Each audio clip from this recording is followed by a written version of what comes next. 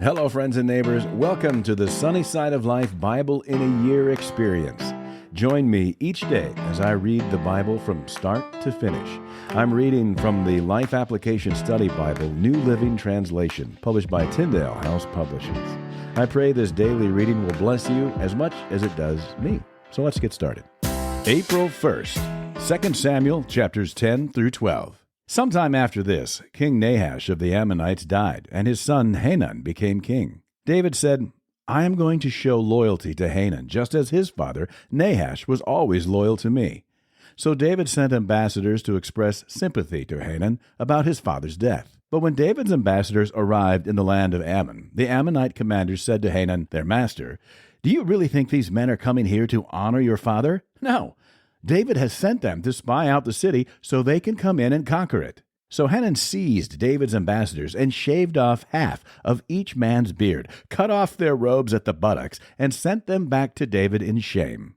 When David heard what had happened, he sent messengers to tell the men, Stay at Jericho until your beards grow out, and then come back, for they felt deep shame because of their appearance. When the people of Ammon realized how seriously they had angered David, they sent and hired 20,000 Aramean foot soldiers from the land of Beth-rehob and Zobah, 1,000 from the king of Maacah, and 12,000 from the land of Tob.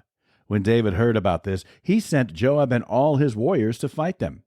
The Ammonite troops came out and drew up their battle lines at the entrance of the city gate, while the Arameans from Zobah and Rehob and the men from Tob and Maacah positioned themselves to fight in the open fields. When Joab saw that he would have to fight on both the front and the rear, he chose some of Israel's elite troops and placed them under his personal command to fight the Arameans in the fields. He left the rest of the army under the command of his brother Abishai, who was to attack the Ammonites. If the Arameans are too strong for me, then come over and help me, Joab told his brother. And if the Ammonites are too strong for you, I will come and help you. Be courageous. Let us fight bravely for our people and the cities of our God. May the Lord's will be done.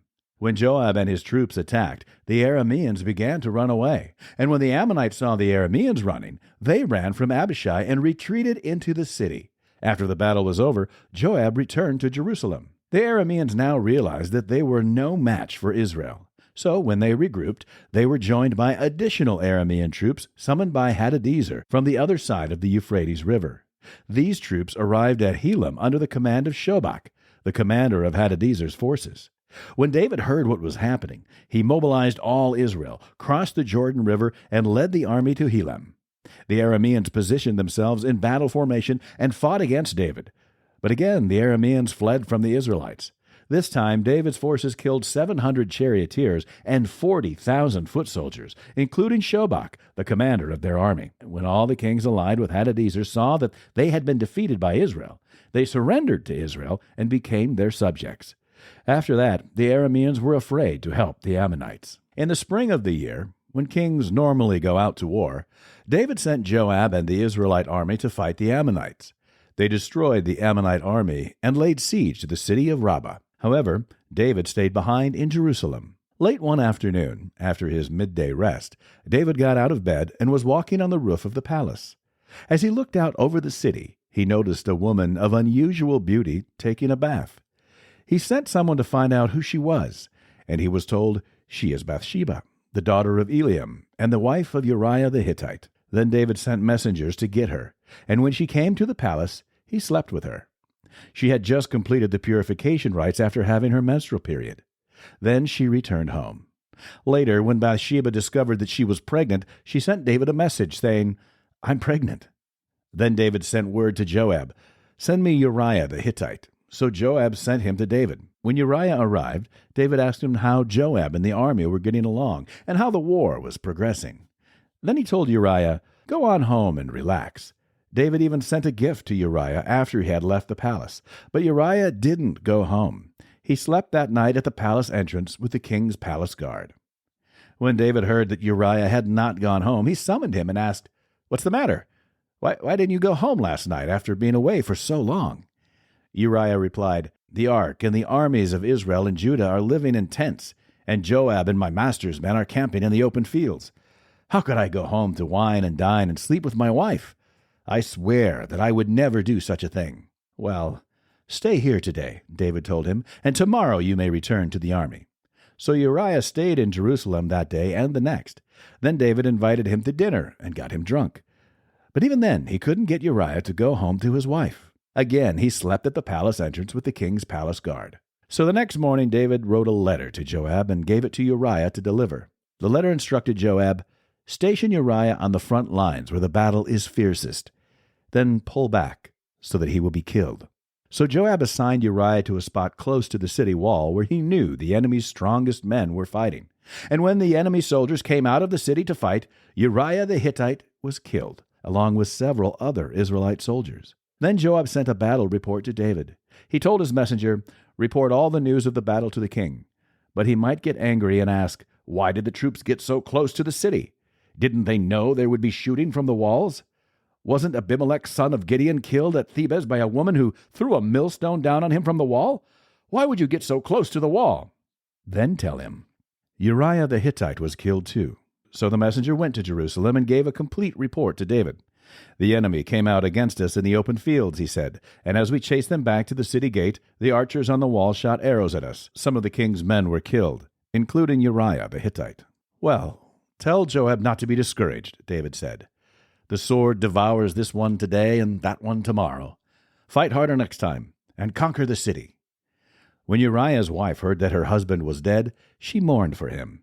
When the period of mourning was over, David sent for her and brought her to the palace, and she became one of his wives.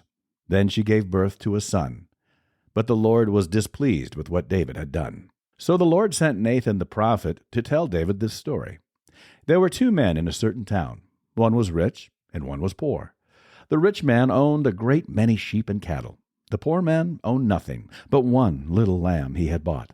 He raised that little lamb, and it grew up with his children. It ate from the man's own plate and drank from his cup. He cuddled it in his arms like a baby daughter.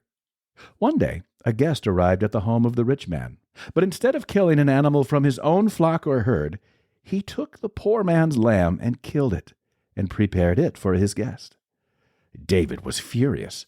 "As surely as the Lord lives," he vowed, "any man who would do such a thing deserves to die. He must repay 4 lambs to the poor man for the one he stole and for having no pity." Then Nathan said to David, "You are that man. The Lord, the God of Israel, says, 'I anointed you king of Israel and saved you from the power of Saul. I gave you your master's house and his wives and the kingdoms of Israel and Judah. And if that had not been enough, I would have given you much, much more. Why then have you despised the word of the Lord and done this horrible deed? For you have murdered Uriah the Hittite with the sword of the Ammonites and stolen his wife. From this time on, your family will live by the sword, because you have despised me by taking Uriah's wife to be your own. This is what the Lord says. Because of what you have done, I will cause your own household to rebel against you. I will give your wives to another man before your very eyes, and he will go to bed with them in public view. You did it secretly, but I will make this happen to you openly in the sight of all Israel." Then David confessed to Nathan, "I have sinned against the Lord." Nathan replied, "Yes, but the Lord has forgiven you, and you won't die for this sin. Nevertheless, because you have shown utter contempt for the word of the Lord by doing this, your child will die." After Nathan returned to his home, the Lord sent a deadly illness to the child of David and Uriah's wife. David begged God to spare the child. He went without food and lay all night on the bare ground. The elders of his household pleaded with him to get up and eat with them, but he refused. Then on the 7th day the child died. David's advisers were afraid to tell him. He wouldn't listen to reason while the child was ill, they said. What drastic thing will he do when we tell him the child is dead? When David saw them whispering, he realized what had happened. "Is the child dead?" he asked. "Yes," they replied. "He is dead." Then David got up from the ground, washed himself, put on lotions, and changed his clothes. He went to the tabernacle and worshipped the Lord. After that, he returned to the palace and was served food and ate. His advisers were amazed. "We don't understand you," they told him. "While the child was still living, you wept and refused to eat. But now that the child is dead, you have stopped your mourning and are eating again." David replied, "I fasted and wept while the child was alive, for I said, 'Perhaps the Lord will be gracious to me and let the child live.' But why should I fast when he is dead? Can I bring him back again? I will go to him one day, but he cannot return to me." Then David comforted Bathsheba, his wife, and slept with her. She became pregnant and gave birth to a son, and David named him Solomon. The Lord loved the child and sent word through Nathan the prophet that they should name him Jedediah, which means beloved of the Lord, as the Lord had commanded. Meanwhile, Joab was fighting against Rabbah, the capital of Ammon, and he captured the royal fortifications. Joab sent messengers to tell David, "I have fought against Rabbah and captured its water supply. Now bring the rest of the army and capture the city. Otherwise, I will capture it and get credit for the victory." So David gathered the rest of the army and went to Rabbah, and he fought against it and captured it. David removed the crown from the king's head, and it was placed on his own head. The crown was made of gold and set with gems, and it weighed 75 pounds. David took a vast amount of plunder from the city. He also made slaves of the people of Rabbah and forced them to labor with saws, iron picks, and iron axes, and to do work in the brick kilns. That is how he dealt with the people of all the Ammonite towns. Then David and all the army returned to Jerusalem. That's it for today, friends. Feel free to read ahead on your own. Before I go, let's share the Lord's Prayer together. Our Father who art in heaven, hallowed be thy name. Thy kingdom come, thy will be done, on earth as it is in heaven.